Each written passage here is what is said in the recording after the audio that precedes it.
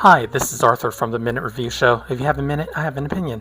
Today I'm taking you to Wonton King, one of the newer Cantonese Chinese restaurants opened in May of 2022.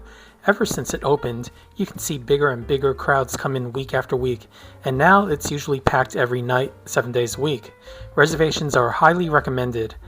I took my extended family out today to go to Wonton King, and since we had a large group, I am able to show you a nice sampling of what we ate, and hopefully this will give you an idea of what to expect when you come here. Hi, we're at Wonton King today. It's a Cantonese restaurant in Flushing, and we're at Northern Boulevard. You can see all the traffic behind me.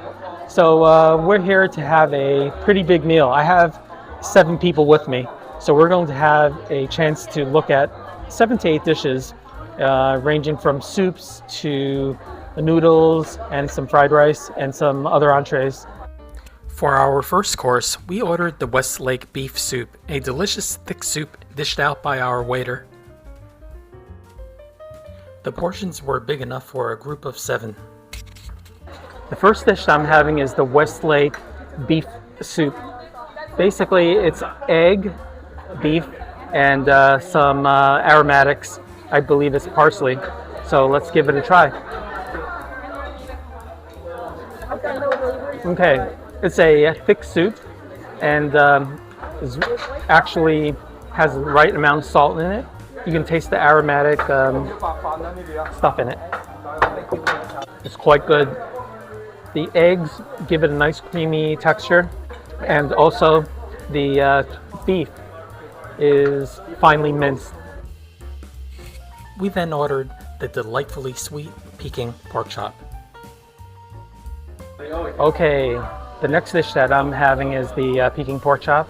Here's the Peking pork chop. It's very crispy, looks very crispy. It's coated with a sweet sauce, and it's one of my favorite dishes. Let's see how they make it here. Okay, very nice. There's plenty of fat here. And also, there's a good amount of sweetness into it. And I taste some pepper. It's nice and sweet. The pork chops are nice and thick too. And I like it. Next, we had the stir-fried string beans. The next dish I'm having is the string beans. Now, the sauteed string beans are stir-fried, and there's some pork in it. You can see the pork here. Very crunchy. Okay, I can tell that they deep fried this a little bit, but it's not super wrinkly from the deep frying. It's actually very good, and just the right amount of salt. Okay, the string beans also have mustard greens in it. I didn't mention that before, but mustard greens are a crunchy and salty component of many Chinese dishes, southern Chinese dishes. Let's give this a try. Okay. The mustard greens give it a very homey feeling, like basically like a home-cooked dish. And these are the types of dishes that have mustard green in it that gives it a very hometown feeling to these types of dishes, and it adds a lot to the string bean. And it's a nice umami, and adds good salt to the string bean dish. We also ordered the silver anchovy egg omelette. The next dish I'm having is the omelette with the silverfish, and let's give this a try. It's very nice. I like it because the silverfish is nice and fishy. The inside of the egg is not fully cooked. That makes it nice and smooth and runny in your mouth. Very pleasant feeling. Next, I tried the fish fillet and tofu casserole.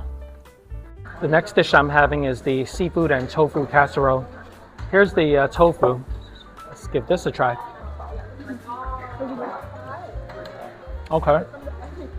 I could taste the oyster sauce and soy sauce.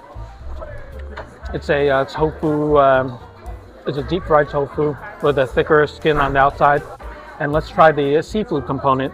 Now this is a fillet of seafood, fillet of fish. Let's give this a try. Very nice. Now, what I like about that is that it has a very freshly filleted flavor. It doesn't taste like the frozen fillets that you buy. It tastes like it's actually filleted off a fresh fish, which is much better. We tried the salt and pepper fried squid. The next dish that we ordered is the salt and pepper squid, is what it looks like. And these pieces, from what I can see, are actually very big. So let's give this a try. Before I do, there are some scallions and also some garlic that I can see that's fried into the squid. Super tender. Perfect amount of salt. Very nice. I really like this dish. This is a classic Cantonese dish. Don't let the squid be off-putting. It's a very tender squid. It's not gummy. Next came the most expensive dish, the twin lobster with sticky rice. It was savory and came in a big portion. Okay, the next dish that I ordered is the lobster and sticky rice. Is one of my favorite dishes. And this one's about $45 from what I heard, is what it looks like. So let's give it a try. Very nice. There are crunchy bits in there.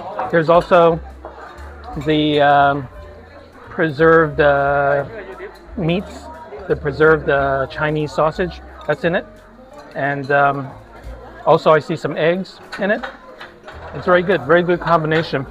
But surprisingly, it's not like very, very sticky rice. I think it might be a different type of sticky rice, but still good.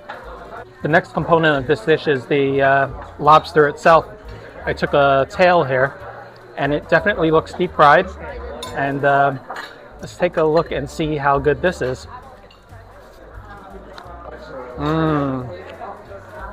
Wow, super fresh, deep fried, has a little crust on the outside. And I noticed that there were 2 lobsters in that dish, so that seems to be the standard, but it's really good. Next, we had the braised noodle with seafood. The next dish we ordered is the seafood ifu noodle. This is what it looks like. I can tell from the bowl that there's squid, there's other types of seafood that I can't really identify, I don't know why. And also there's mushroom. So let's see how this is. It's nice and springy, like what ifu noodle should be. It's not very wet, so that's interesting. And let's try the squid. Okay, the squid has been marinated very well, so they probably put some softeners into the squid because it's very easy to chew. And finally, this is the last part of the dish, and I can't identify this dish. I mean this seafood. I don't know why, but let's give it a try. Okay. It's very crunchy, like a jellyfish. I like it. Just with the texture, is very good. Okay, what a meal. Now, let me tell you a little bit about the dining room. We came in here at around 5 o'clock, and it was just us and maybe 2 or 3 other tables.